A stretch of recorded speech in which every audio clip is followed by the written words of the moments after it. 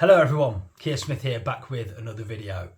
1976 wasn't what I'd call a vintage year for classic rock, but there were certainly some great albums released that year, as I will now tell.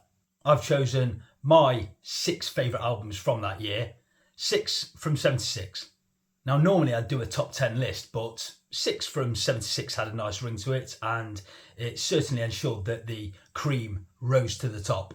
It took a while narrowing this list down to a mere 6 albums, but I got there in the end, so here they are, my 6 favourite albums from 1976. I'll take you through these 6 albums in release date order, so the first one being in January and the last neatly being in December. And at the end of the video, just for fun, I'll rank the 6 albums. So coming in early January 1976 was this masterpiece by Bob Dylan, Desire. I posted a video maybe a couple of months back now where I chose my top 10 favourite Bob Dylan albums, and I think I had this at number 4. In terms of the quality of song, the arrangements, the storytelling, and even Bob Dylan's voice, this would be right up there with his best work. Bob collaborated with theatre director Jacques Levy on many of these songs, but special mention must go to Scarlett Riviera, who plays violin throughout this album. Her playing gives these songs so much personality, as well as a sweet melodic touch. And of course, Emmylou Harris sings beautifully on some of these songs and smooths out some of Bob's rougher edges, let's say. Songs like Hurricane and Black Diamond Bay especially are 2 of Bob's very best storytelling songs for me. I love Oh Sister, and Sarah, the closing track on the album, is heartbreakingly beautiful. Isis is a really good song, and songs like Mozambique and Romance in Durango offer a light touch here. It's all good. It flows really well, and it's a very complete album. Desire, Bob Dylan, fantastic.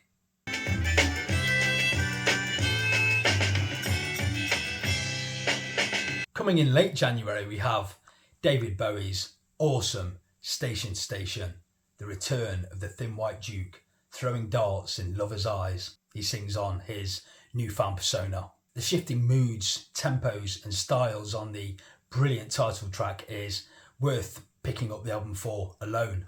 The catchy pop soul of Golden Years is irresistibly catchy. Word on a Wing is a tender and beautiful ballad. TVC15 is one of Bowie's most fun and brilliant recordings, but the funk rock of Stay is my pick of the bunch here. That song is top tier Bowie, top 5 Bowie. I love Bowie's vocal in that chorus, and the band are absolutely brilliant throughout, especially on the long play out. And it finishes with Wild is the Wind, which is one of Bowie's very best vocals, a cover version that he most definitely makes all his own.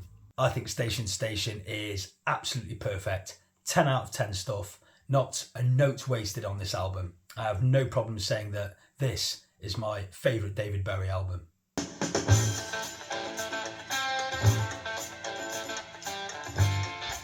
Coming in March 1976 is Wings at the Speed of Sound, where Paul only sings lead vocals on 6 of the 11 songs. Denny Laine sings 2, Jimmy McCulloch sings 1, Linda McCartney sings 1, and even drummer Joe English gets a lead vocal. But I would say that is slightly detrimental to this album. Of course, it's home to 2 huge hit singles in Let 'Em In and Silly Love Songs, the latter being one of my favourite Wings songs. But Denny Laine's really good here. The Note You Never Wrote is a spacey, atmospheric song that I really like, and I love the bluesy wail of the harmonica on Time to Hide, which Denny sings great, and it also features some really great bass playing from Paul.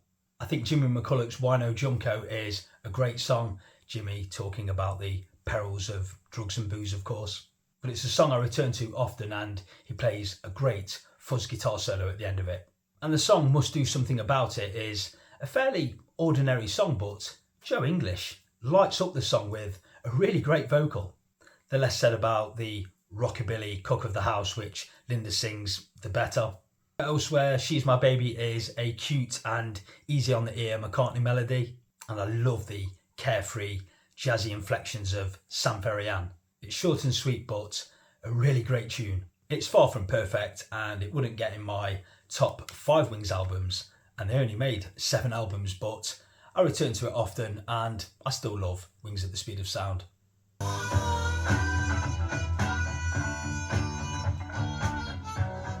We now move forward to October 1976 and Electric Light Orchestra's A New World Record, the first in a string of fine albums from the band, and the first to feature the new band logo, the now famous ELO logo. Here the band mix good old rock and roll with pop music, catchy choruses and some dazzling string arrangements. From the opening Tightrope to the closing Shangri-La, this album is a feast of musical delights. Telephone Line, So Fine and Living Thing especially are full of wonderful ear-catching melodies. Rockaria and Do Ya are both great rockers. The songs Mission, A New World Record and Above the Clouds are both suitably wistful and dreamy. Again, I'd have to say that this is pretty perfect. I like all 9 songs on this album. A New World Record by ELO. Brilliant.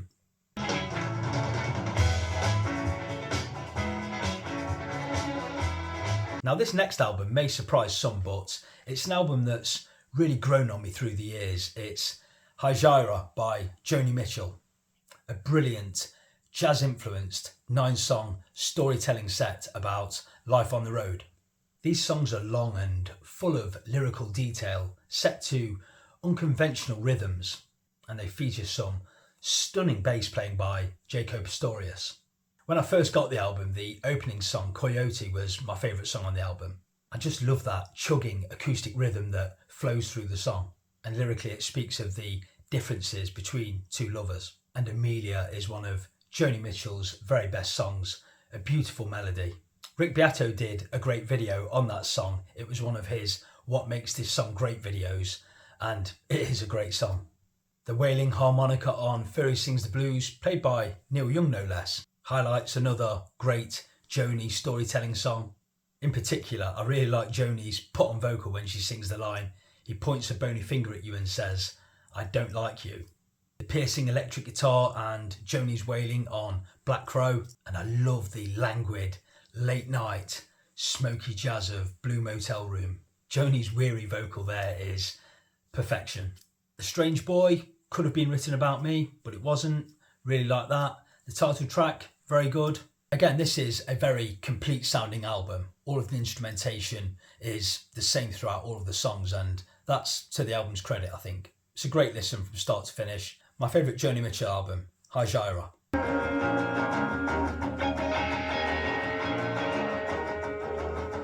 And finally, coming in December 1976 is Eagles' masterpiece, Hotel California, where they perfected their country, rock and pop sound.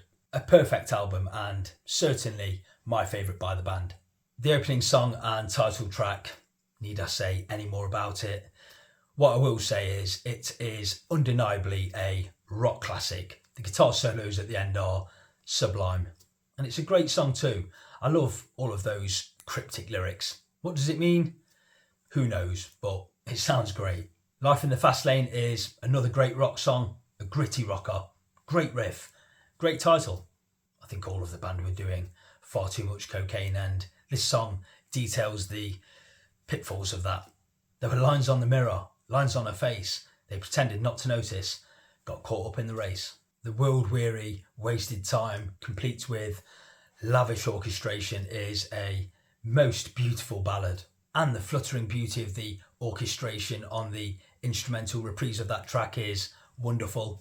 And Joe Walsh's Pretty Maids All in a Row is a really pretty song. The harmonies on the fade out of that song are absolutely gorgeous. The closing track, The Last Resort, is a suitably epic finale with some fantastic lyrics from Don Henley. Again, the orchestration there really swells and adds a great deal to what is a fantastic song.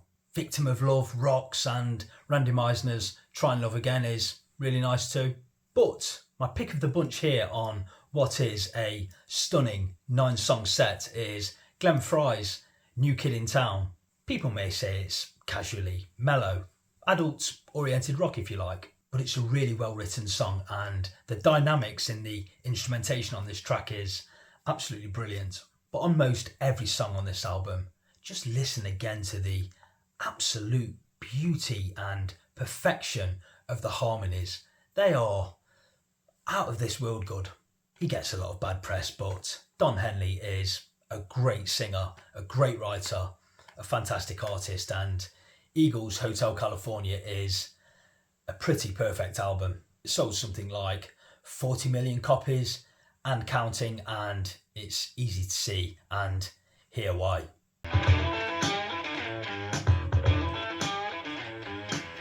So there you go. They were my picks, 6 from 76. So I picked Desire by Bob Dylan, Station Station by David Bowie, Wings at the Speed of Sound by Wings, A New World Record by ELO, High Gyra by Joni Mitchell, and Hotel California by Eagles. And now I'm going to rank them for you from least favourite to favourite. Bottom of the list, in 6th place, I'm going to go with Wings at the Speed of Sound. 5th, I'm going to go with High Gyra by Joni Mitchell. 4th, ELO with A New World Record. Number 3, I'm going to go with Bob Dylan's Desire. Number 2, I'm going to go with Hotel California by Eagles, and my pick of the bunch, and I knew it would be David Bowie's Station Station, one of the best albums ever. So they were my picks. What do you think? Please leave any thoughts and comments on my picks and let me know what some of your favourite albums were from 1976 and why. And as always, thank you so much for stopping by and watching this video. I hope you enjoyed it, and I'll see you for my next video sometime soon. And I think I'll have a crack at 6 from 86 too. Until then, bye for now.